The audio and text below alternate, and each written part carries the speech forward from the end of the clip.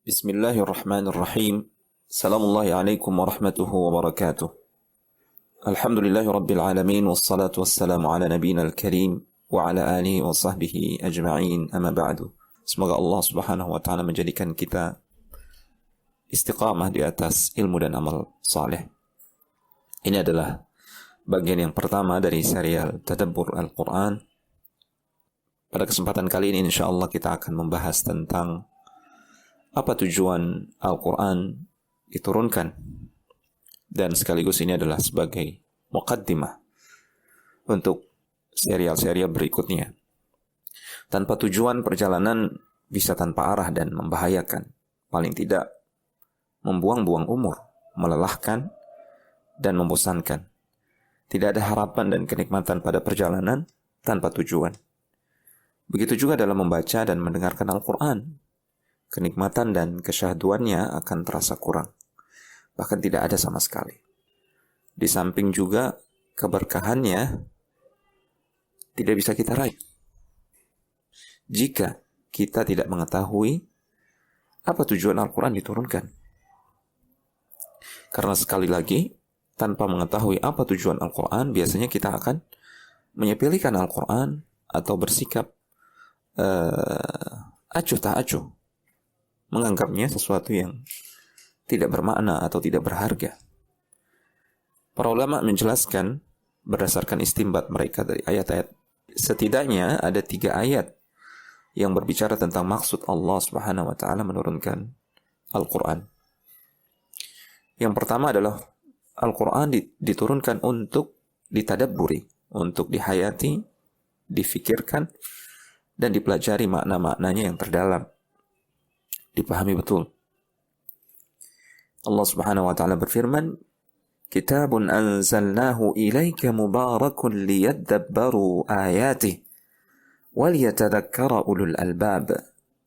Quran surat Sad ayat yang ke-29. Ini adalah sebuah kitab yang kami turunkan kepadamu, wahai Muhammad sallallahu alaihi wasallam. Sebuah kitab yang penuh dengan keberkahan.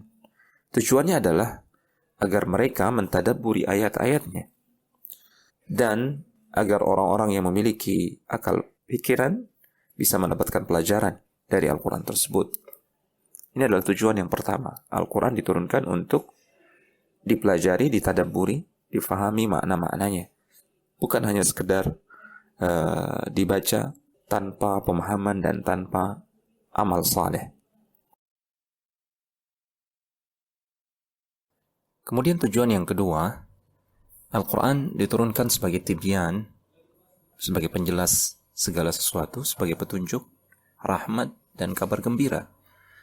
Khususnya bagi orang-orang yang berserah diri kepada Allah Subhanahu wa ta'ala. Ini ditegaskan oleh Allah sendiri dalam firman-Nya dalam surat An-Nahl ayat yang ke-89. وَنَزَّلْنَا عَلَيْكَ الْكِتَابَ تِبْيَانًا لِكُلِّ شَيْءٍ وَهُدًى وَرَحْمَةً وَبُشْرَى لِلْمُسْلِمِينَ. Dan kami turunkan kepadamu, wahai Muhammad sallallahu alaihi wasallam, Al-Quran ini untuk menjelaskan segala sesuatu sebagai tibyan, menjelaskan segala sesuatu, dan sebagai petunjuk serta rahmat, juga kabar gembira bagi orang-orang yang berserah diri. Al-Imam Ibnu Katsir rahimahullah ta'ala menjelaskan maksud tibyanan likulli syai', penjelas segala sesuatu. Al-Quran turun untuk menjelaskan segala sesuatu. Apa maksudnya? Kata beliau, فَإِنَّ الْقُرْآنَ اشْتَمَلَ عَلَى كُلِّ عِلْمٍ نَافِعٍ مِنْ خَبَرِ مَا سَبَقَ وَعِلْمِ مَا سَيَأْتِي وَحُكْمِ كُلِّ حَلَالٍ وَحَرَامٍ وَمَا النَّاسُ إِلَيْهِ مُحْتَاجُونَ فِي أَمْرِ دُنْيَاهُمْ وَدِينِهِمْ وَمَعَاشِهِمْ وَمَعَادِهِمْ.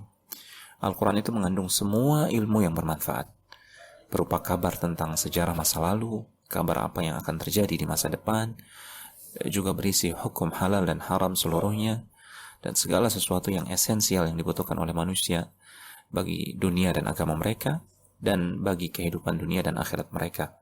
Namun, perlu dicatat bahwasanya tujuan diturunkannya Al-Quran yang kedua ini tidak mungkin terwujud jika tujuan yang pertama tidak terwujud. Mustahil keberkahan dan pengaruh Al-Quran akan bersemi pada diri seseorang jika dia tidak pernah mentadabburi atau tidak pernah berusaha untuk memahami dan mengamalkan maksud Al-Quran melalui ayat-ayatnya. Kemudian tujuan yang ketiga, Al-Quran diturunkan untuk mengeluarkan manusia dari kegelapan. Allah Subhanahu wa taala berfirman dalam surat Ibrahim ayat yang pertama, Alif Lam Ra, Kitabun anzalnahu ilaika litukhrijan nasa minadh dhulumati ilan nuri biidzni rabbihim ila siratil azizil hamid. Alif Lam Ra, ini adalah kitab yang kami turunkan kepadamu wahai Muhammad sallallahu alaihi wasallam. Tujuannya adalah agar kamu mengeluarkan manusia dari kegelapan kepada cahaya yang terang benderang dengan izin Rabb mereka, yaitu menuju jalan Allah yang maha perkasa lagi maha terpuji.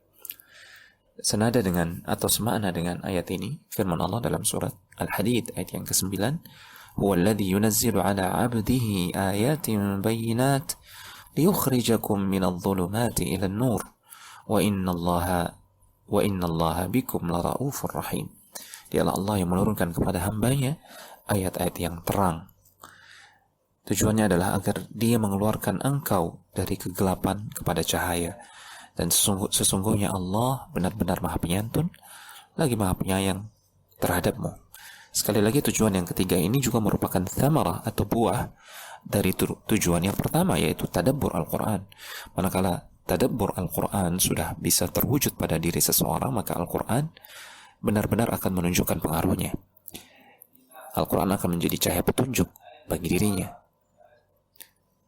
Al-Quran mampu merubah seseorang yang tadinya ingkar kufur menjadi tunduk dan patuh kepada Allah dan Rasulnya, bahkan menjadi penolong agama Allah dan Rasulnya. Al-Quran mampu merubah karakter yang keras menjadi karakter atau kepribadian yang penuh dengan kelembutan, penyantun, dan penyabar, sebagaimana Al-Quran telah merubah total kehidupan seorang Umar bin Al-Khattab radhiyallahu ta'ala anhu. Sekali lagi, ini adalah 3 tujuan utama mengapa Allah menurunkan Al-Quran.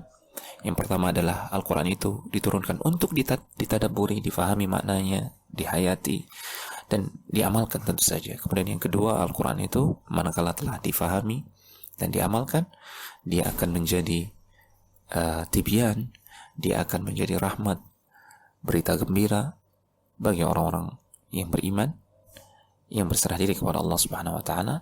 Dan Al-Quran itu sendiri juga akan menjadi cahaya penuntun yang mengeluarkan seseorang dari kegelapan menuju cahaya tauhid dan ketaatan kepada Allah Subhanahu wa taala. Insyaallah pada pertemuan berikutnya kita akan membahas tentang keutamaan-keutamaan mentadabburi Al-Quran serta beberapa kisah dari Rasulullah dan salafun as-salih.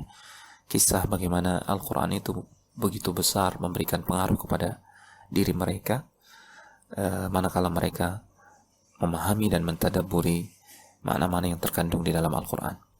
Demikian, wassallallahu ala nabiyina Muhammad wa ala alihi wa sahbihi wa sallam, wa akhiru da'wana alhamdulillahi rabbil alamin.